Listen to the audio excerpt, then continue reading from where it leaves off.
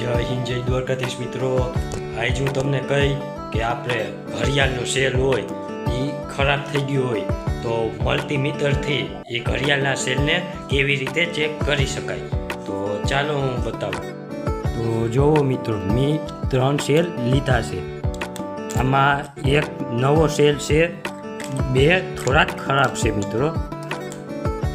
મલ્ટીમીટરના કાંટાને આપણે 20 ઉપર રાખી દેશું. કેમ કે મેક્સિમમ આ ઘડિયાળનો સેલનો મેક્સિમમ વોટ 1.5 વોટનો હોય છે મિત્રો.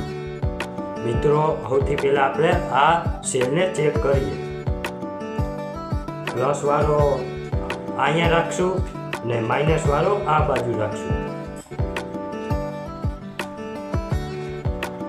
તો જોઈ શકો છો મિત્રો, 1.5 વોટની માથે છે, 1 વોટ ને 62. એટલે આ સેલ નવો છે, આ સેલ ખરાબ નથી મિત્રો. હવે મિત્રો આપણે આ બીજો સેલ જોઈશું.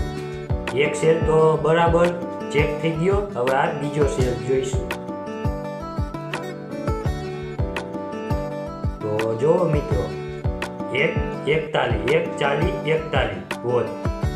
આનો મતલબ એમ થયો કે આ સેલનો પાવર થોડોક ઓછો છે, થોડોક ખરાબ થઈ ગયો મિત્રો.